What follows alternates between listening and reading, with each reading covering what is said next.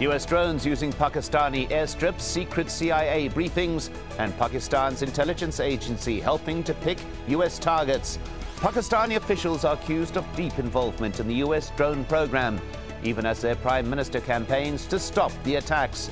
But could the US be forced to stop drone strikes inside Pakistan? This is Inside Story.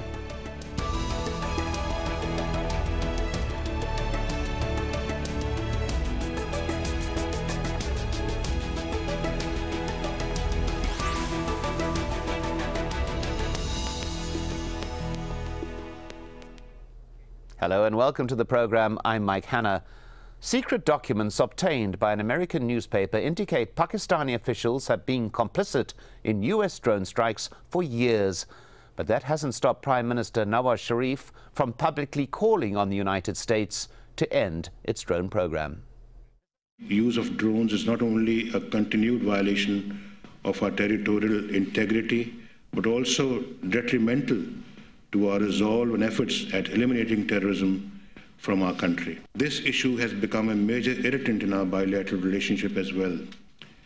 I would therefore stress the need for an end to drone attacks. Well, it's that kind of criticism that has long been known to irritate officials in Washington, who've privately insisted drone attacks are secretly sanctioned by officials in Islamabad. And now secret CIA documents obtained by the Washington Post seem to confirm that Pakistani officials have known about the drone strikes all along, and they even received classified US briefings about the operations and the number of casualties. Drone strikes are an explosive issue in Pakistan. Amnesty International estimates they've killed as many as 900 Pakistani civilians and seriously injured at least 600 since 2004. And joint reports published by Amnesty and Human Rights Watch this week accuse the US of violating international law by failing to prevent civilian casualties. In the aftermath of the September 11th attacks, the US gave Pakistan a stark choice: either you're with us or against us. Pakistan's president at the time, Army General Pervez Musharraf, made the choice, becoming a key partner in what became known as the War on Terror. The relationship had its ups and downs, but Musharraf subsequently acknowledged that his government signed off on a limited number of US drone strikes. Yusuf Raza Gilani, however, Pakistan's prime minister from 2008, strongly denies ever authorizing US drone strikes. But he said he couldn't rule out deals made under Musharraf that may have continued during his time in office. Well, let's bring in our guests. In Islamabad, retired Pakistani Army General Talat Masood. In London, Polly Truscott, Deputy Asia-Pacific Director at Amnesty International. And in Washington, D.C., Larry Korb. He's an Assistant Secretary of Defense in the Reagan administration. Welcome to you all. Let's begin with Larry Korb. Pakistani compliance in the drone program has been described as the worst kept secret in Washington. Do you agree?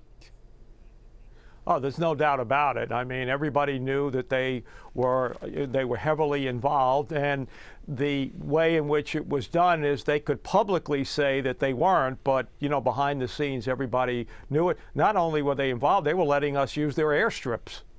Well, General Masood, your point on that, was it as widely known in Pakistan, certainly among diplomatic and political circles, that this was going on?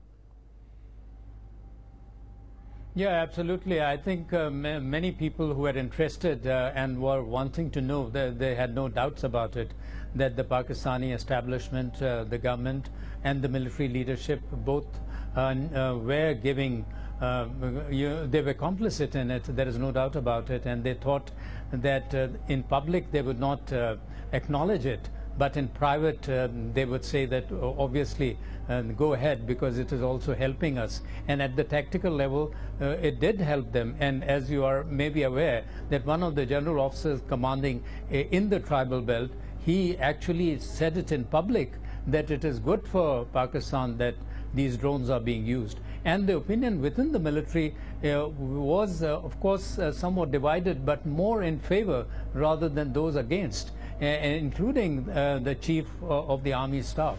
So I think the intelligence agencies, the military, and the civilian leadership subsequently were all a party to it.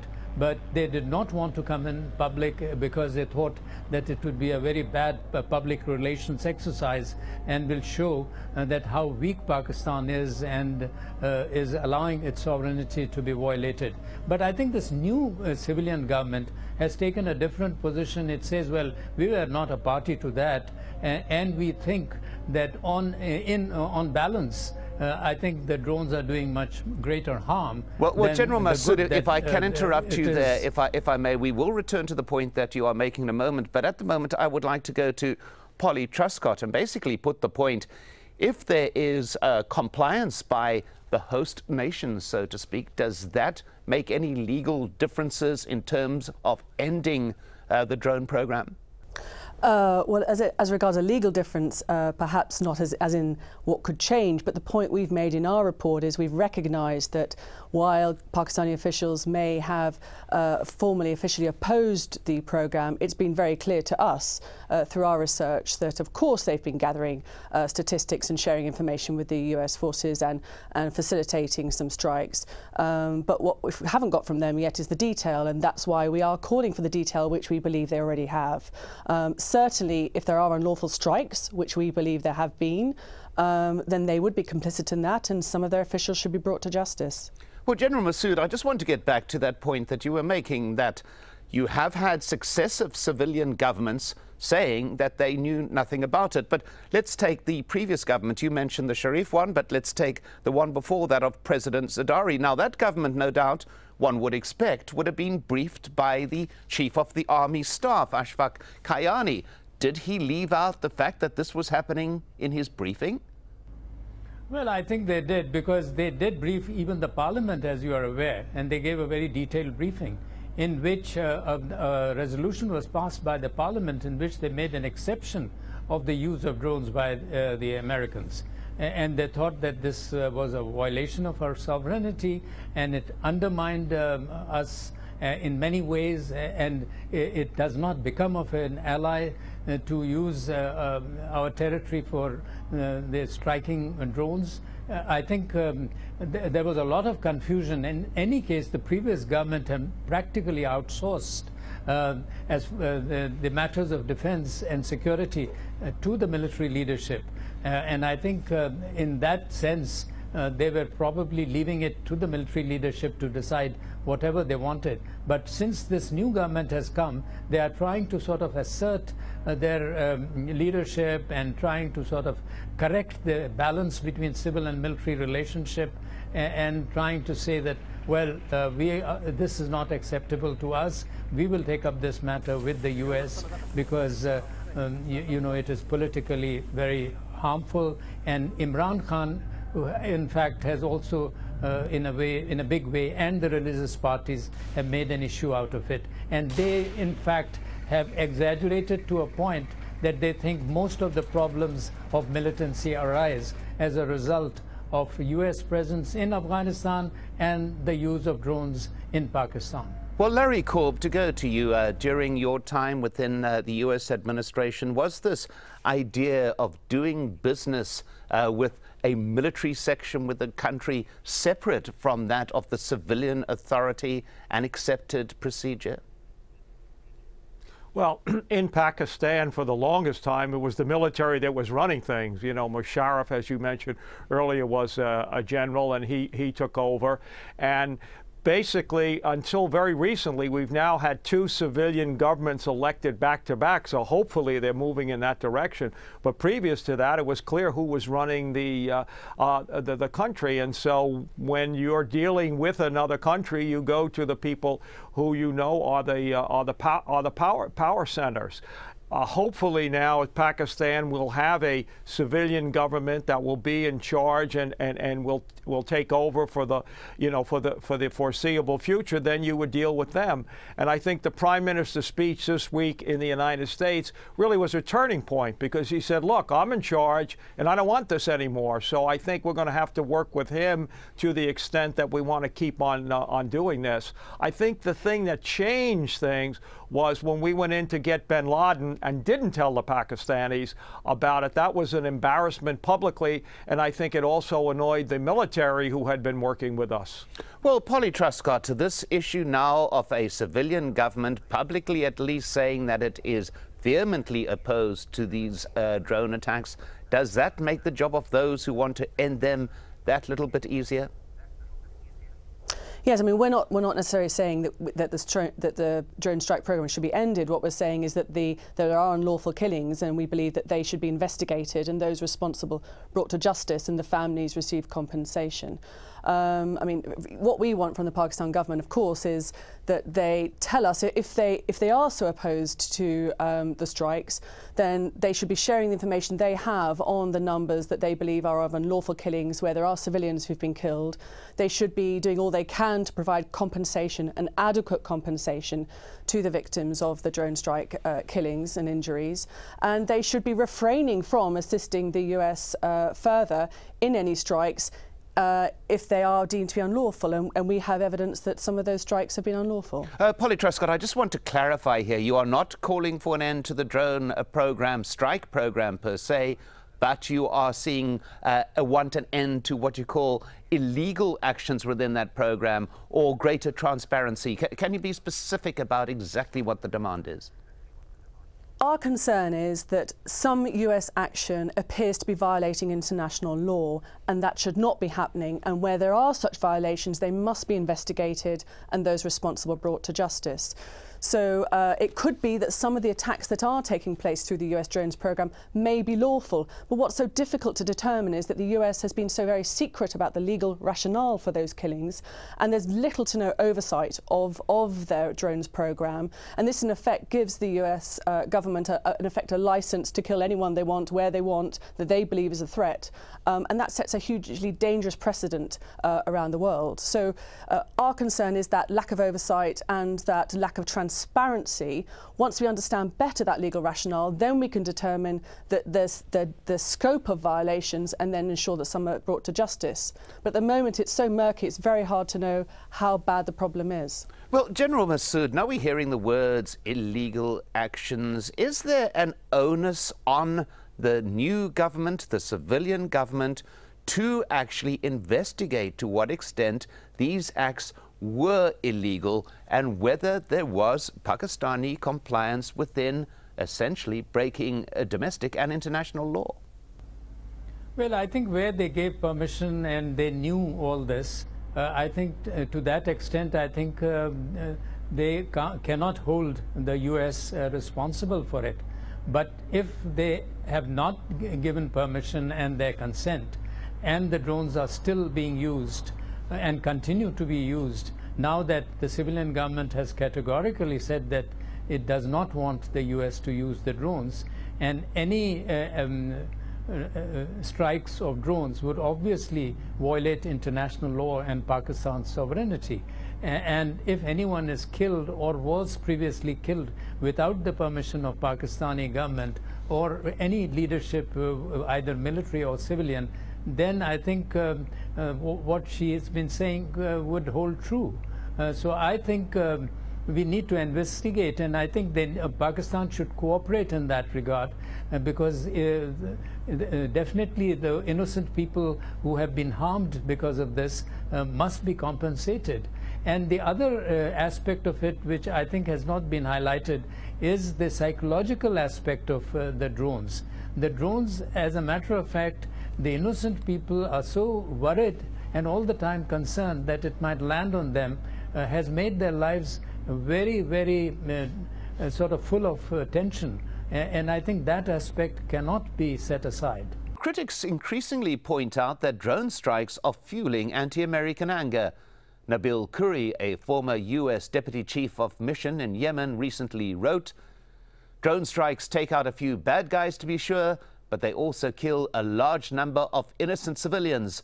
The US generates roughly 40 to 60 new enemies for every AQAP, Al-Qaeda in the Arabian Peninsula operative, killed by drones." Well, there we have one particular opinion.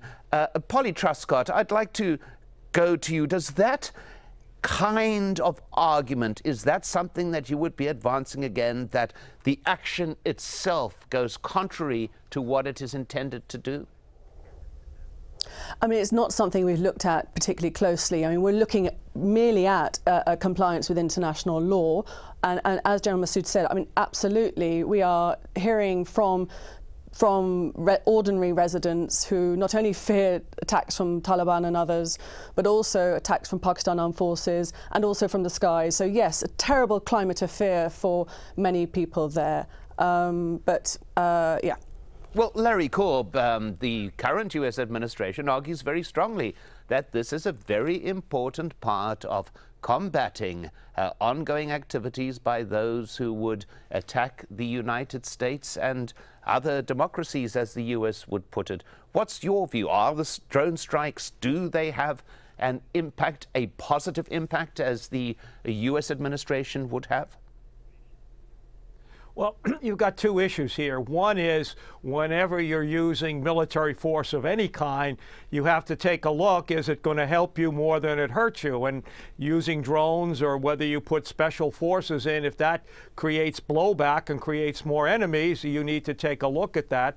The other is the whole question of the legality. Again, people, because drones don't put people at risk, sometimes policymakers are more willing to do it. And in other words, they don't put their own troops at risk. But the real question here is, when you use this, are you trying to minimize civilian casualties? Are you certain that the target you're shooting at is an enemy combatant? And I think those are the things that we need to take a look at.